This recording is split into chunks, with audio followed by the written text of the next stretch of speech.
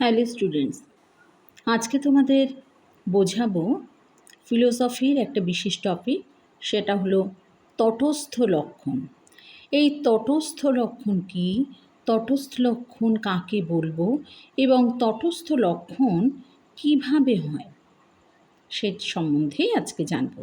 তো তটস্থ লক্ষণ এটা কাকে বলবো না, যে লক্ষণ ব্রহ্মের স্বরূপে প্রযোজ্য নয় সেটাই হলো তটস্থ লক্ষণ।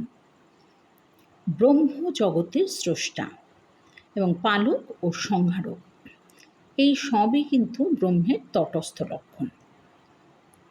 কারণ এইসব কথার মাধ্যমে ব্রহ্মের যথার্থ স্বরূপ উদ্ঘাটিত হয় না। ব্রহ্মের এই সমস্ত গুণ অনিত্য ও আগন্তুক। যেমন গন্ধবত্ত পৃথিবীর তটস্থ লক্ষণ, জগৎ কারণত্ব হল ব্রহ্মের তটস্থ লক্ষণ। তাই তটস্থ লক্ষণ প্রসঙ্গে ব্রহ্মের এই যে তটস্থ লক্ষণ সে প্রসঙ্গে তৈত্তিরীয় উপনিষদে বলা হয়েছে যে তস্থাধ্য এতস্মাদাত্মন আকাশ সম্ভূত, অর্থাৎ যা লক্ষ্যবস্তুর স্থিতিকালে সবসময় না থেকেও লক্ষ্যবস্তুকে অন্য বস্তু থেকে আলাদা করে, অর্থাৎ পৃথক করে, তাকেই বলবো কিন্তু তটস্থ লক্ষণ। যে সমস্ত গুণ বা লক্ষণগুলোর মাধ্যমে ব্রহ্মের স্বরূপ বা প্রকৃতির জ্ঞান লাভ হয় না, কিন্তু তার অনিত্য বিষয় সম্পর্কিত কিছু গুণ বা লক্ষণ প্রকাশ পায়, সেই সমস্ত লক্ষণকে কিন্তু তটস্থ লক্ষণ বলে। তো এইভাবে তটস্থ লক্ষণের সংজ্ঞা দেবে। এবার বলি, শঙ্করের মতে ব্রহ্মের দুটি যে লক্ষণ রয়েছে সেটা হলো স্বরূপ লক্ষণ ও তটস্থ লক্ষণ।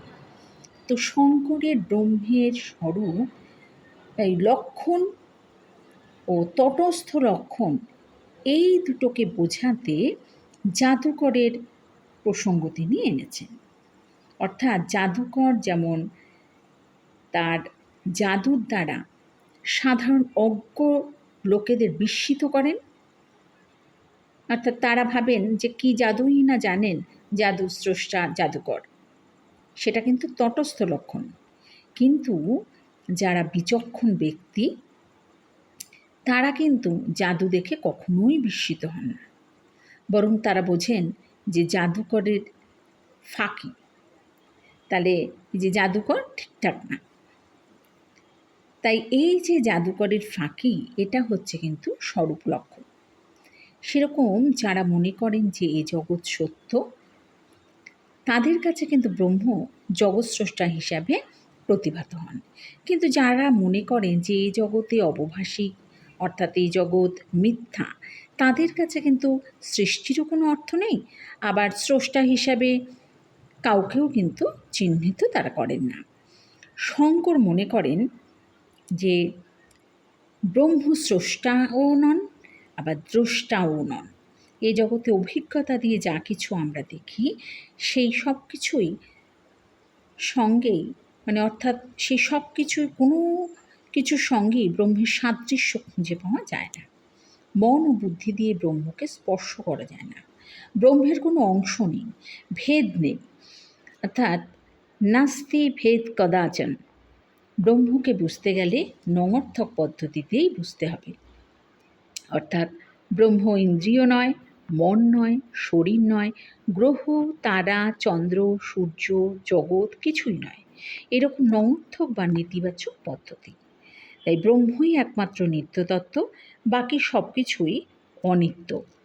সর্বং খলিদং ব্রহ্ম। এক্ষেত্রে আমরা বলতে পারি যে শঙ্করের মতে স্বরূপত ব্রহ্ম যদিও নির্গুণ, তবুও তাকে শূন্য মনে করলে ভুল হবে। ব্রহ্ম শূন্য নয়, বরং পূর্ণস্বরূপ। ব্রহ্মই জগতের অধিষ্ঠান, যদিও জগৎ অবভাষী। বৌদ্ধদের শূন্যবাদী ব্যাখ্যা নির্গুণ ব্রহ্মের ক্ষেত্রে আরোপ করা যায় না। তাই শঙ্করের মতে এই যে তটস্থ লক্ষণের ব্যাখ্যা দিলাম বা তটস্থ লক্ষণ কী এই সম্পর্কে তোমাদের আজকে আলোচনা করলাম।